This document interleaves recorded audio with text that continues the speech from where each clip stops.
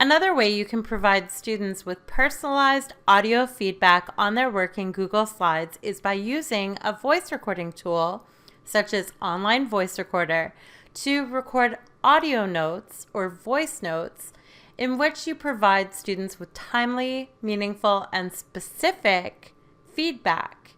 You can then insert that recorded audio file directly on a slide in your student's Google Slides presentation. Let me show you how. First, we're going to start by going to Online Voice Recorder, online-voice-recorder.com. This is a free voice recording tool. Notice that you do not have to sign in or create an account. You can get started by simply clicking the red microphone button to record. Noah, when you're describing the worldview element of time, can you think of a way that time has impacted your life? Notice that I can trim the recording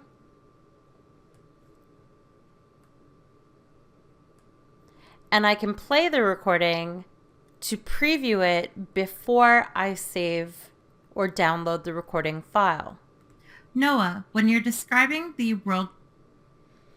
To download the recording file, I'm simply going to click Save.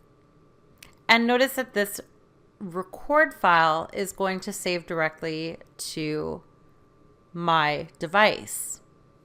My next step is going to be to find the recording file in my Downloads folder on my device and upload the file to a folder in my Google Drive.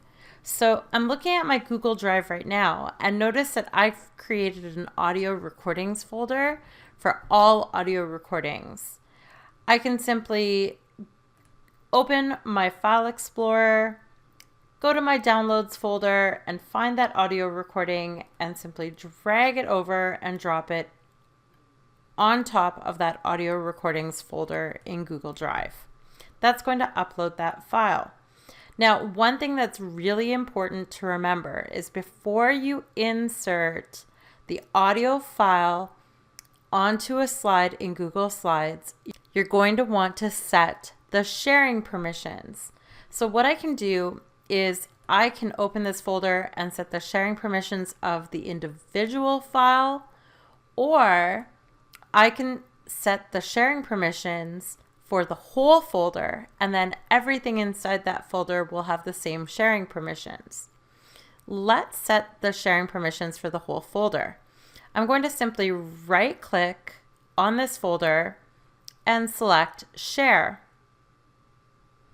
Here where it says Get Link, I can see this is restricted. I'm going to change the link to ECSD. Now, anyone in this group, so anyone belonging to ECSD with this link can view. I can leave this set as is, or if I want parents to be able to access as well, I would change this to anyone with the link by clicking on the drop down next to ECSD. But I'm going to leave it to ECSD and click Done. And now I can see that little person icon on top of the folder, meaning that my sharing permissions have been set. All right, let's go back to the student demo assignment. And I'm going to click on Insert Audio. And I can pull from my drive. I'm going to click on Recent to access my most recent voice recording. I'll click Select. And a little speaker icon has been added on this slide. And notice that format options have opened in the right side panel. Let's just close this. The student can simply click on the speaker and press play to listen to the playback of the voice note or the audio feedback. Last but not least, did you know that you can even replace the icon of the speaker with an image of yourself or possibly even your Bitmoji? Simply right-click on the speaker icon and select Replace Image. Notice you have all these options, including camera, drive, search the web, or upload from your computer. I'm going to go to my drive, and in my recents, I'm going to find an image of myself and click Replace.